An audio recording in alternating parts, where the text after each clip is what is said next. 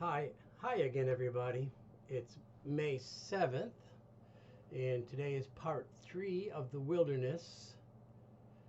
And the purpose of the wilderness we've seen so far from Deuteronomy chapter 8, verses 2 through 5, and we're mostly in verse 2 right now.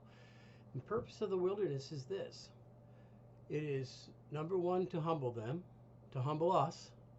Number two, to test us, whether we pass or fail in our obvious faith. Do we trust God, His leaders? Do we obey that which is right in front of us? Kind of like kindergarten. And number three, it is to know what is in our heart. That is, reveal it. Show it to us, show it to others, show it to God. And then the fourth reason in verse 2 is to show whether we would do what we're told. I like that one. That's tomorrow's or the next day vlog. So here's what happens when you put pressure, and wilderness time is pressure time, on something. Eventually, what is inside comes out.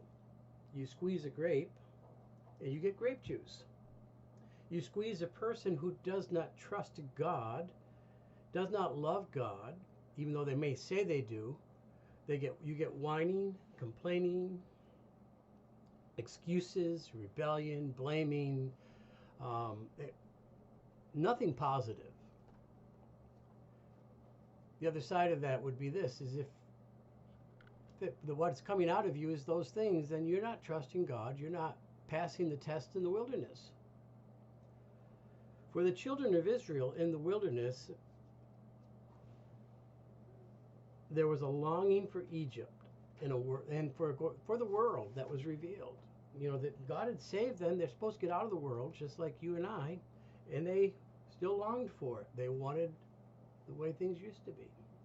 There was a longing for permanence, which is very understandable, but in this world there is no permanence for Christians. Stability in the world, a desire for stability in the world was revealed, rather than following God, even if He moved them like He did Abraham. There was a longing for knowing what tomorrow holds. Boy, that's a tough one for us. What about our children? What about the future? And that was revealed in the wilderness.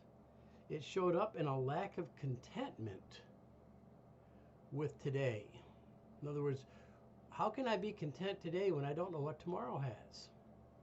And one of the other problems with the pressure in the wilderness is that we tend to blame everyone else for what comes out of us. It's that Moses' fault. It's God's fault. It's Miriam's fault. It's Aaron's fault. Interesting, even Moses blamed God for the people that God gave him. Exodus 5:22, Moses returned unto the Lord and said, "Why have you so evil entreated this people? It's your fault. Why is it that you sent me?" Moses is blaming God. He's complaining. And then Moses blames the people for the fact that he couldn't go into the promised land. In Deuteronomy 4:21, he lost his temper at them, and he says, "It's your fault." Now, I don't think it was as strong as it sounds, but that was a failure of the test in the wilderness. There was a little whining. I mean, obviously he wanted to go in the wilderness. Who blames him? I mean, he wanted to go in the promised land. I mean, but he'd focused on it for 40 years, and now he couldn't go. But that's no excuse for blaming people for what you did. The proper response to the pressure of the wilderness is found in Mary, the mother of Jesus. She said in Luke 1:38, I love this, "Be it unto me according to thy word." In other words, you squeeze me, you make me have a baby without me knowing a man, so that everyone's going to think that I was a loose woman. Whatever you say is okay. That's faith showing up. Or Jesus in the Garden of Gethsemane. In his own words, he said in Luke 22:42, "Nevertheless, not my will, but your will be done." Or as the Apostle Paul says in Philippians 4:11, "In whatsoever state I am, therewith to be content. I've learned to be content. That's faith coming out.